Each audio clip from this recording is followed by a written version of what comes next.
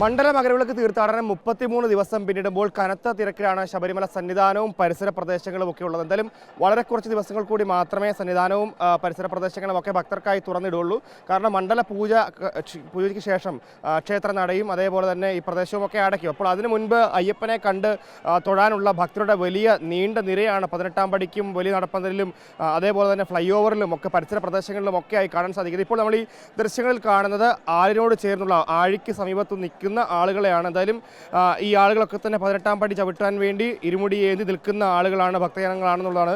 വലിയ ക്യൂ രൂപപ്പെട്ടിട്ടുണ്ട്. ഇന്ന് കഴിഞ്ഞ ദിവസങ്ങളിലൊക്കെ തന്നെ 97,000 ഭക്തരൊക്കെയാണ് എത്തിയിട്ടുള്ളത്. അപ്പോൾ എന്തായാലും ഒരു ദിവസം ശരാശരി എത്തുന്നത് 80,000 മുതൽ 85,000-ഓളം ഭക്തർ വരെയാണെന്നുള്ളതാണ്. ഏകദേശം സിവിൽ ദർശനം കൂടി കണക്കിലാക്കുമ്പോൾ 1 ലക്ഷത്തിനടുത്ത് ഭക്തരാണ് ഓരോ ദിവസവും ശബരിമല സന്നിധാനത്തേക്ക് എത്തുന്നതെന്നുള്ളതാണ്. 33 ദിവസം പിന്നിടുമ്പോൾ ഇപ്പോൾ നിലവിൽ 29-30 ലക്ഷത്തോളം ഭക്തർ എത്തിയിട്ടുണ്ട് എന്നുള്ളതാണ് ദേവസ്വം ബോർഡിന്റെ കണക്ക്. സിവിൽ ദർശനം അതേപോലെ തന്നെ പരമ്പരാഗത കാനനപാത വഴി എത്തുന്ന ഭക്തരുടെ കണക്ക് കൂടെ എടുത്തു കഴിഞ്ഞാൽ അത് ദിവസം 1 ലക്ഷത്തിന് മുകളിലേക്ക് ഉള്ള കണക്കിലേക്കാണ് കാര്യങ്ങൾ നീങ്ങുന്നത്. അപ്പോൾ അത്രത്തോളം ഭക്തലക്ഷങ്ങളാണ് നിലവിൽ ഇപ്പോൾ ശബരിമലയിൽ എത്തിക്കൊണ്ടിരിക്കുന്നതും തിരക്കും അത്രത്തോളം തിരക്ക് ഉയരുന്ന ഒരു സാഹചര്യം കൂടിയുണ്ട്. സമയം തിരക്കുണ്ടോ? തിരക്കുണ്ട്, നല്ല തിരക്കുണ്ട്. ഇന്നലത്തെ അപേക്ഷിച്ച് ഇന്നും നല്ല തിരക്കാണ്. നല്ല തിരക്ക്. നടക്കുള്ളിലത്തെ തിരക്ക് എങ്ങനെയുണ്ട്? ഉള്ളിൽ നല്ല തിരക്കുണ്ട്, നല്ല തിരക്ക് തന്നെ. തിരക്കിൽ തന്നെയാണ് സന്നിധാനവും പരിസര പ്രദേശങ്ങളും ഉള്ളതെന്നുള്ളതാണ്.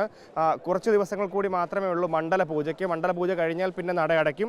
അതിനു മുൻപ് അയ്യനെ കണ്ട് തൊഴാനുള്ള ഭക്തജനങ്ങളുടെ വലിയ നീണ്ട നിരയാണ് 18-ാം പടിക്കും അതിന് താഴെയും നടപ്പന്തലിലും ഒക്കെ ആയിട്ടുള്ളതെന്നുള്ളതാണ്. അപ്പോൾ ഓരോ ദിവസവും 1 ലക്ഷം ഭക്തർ വീതമാണ്. സ്പോട്ട് ബുക്കിംഗ് വഴിയാണെങ്കിലും 10,000-ഓളം ഭക്തർ എത്തുന്നുണ്ടെന്നുള്ളതാണ്. അപ്പോൾ അങ്ങനെ വരുമ്പോൾ ഒരു ദിവസം 1 ലക്ഷത്തിന് പുറത്താണ് ഭക്തരുടെ എണ്ണം. എന്തായാലും പരമ്പരാഗത കാനനപാത വഴി എത്തുന്നവരൊക്കെ കൂടുതൽ കരുതലിലും ജാഗ്രതയിലും ഒക്കെ ആയിരിക്കണം എന്നുള്ളത് വനം വകുപ്പും അറിയിക്കുന്നുണ്ട്.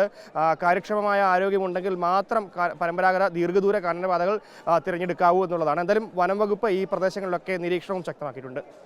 വീഡിയോ ജേർണലിസ്റ്റ് അനിൽ കണ്ണനൊപ്പം reporter Gokulnath, in reporter Sannidhanam.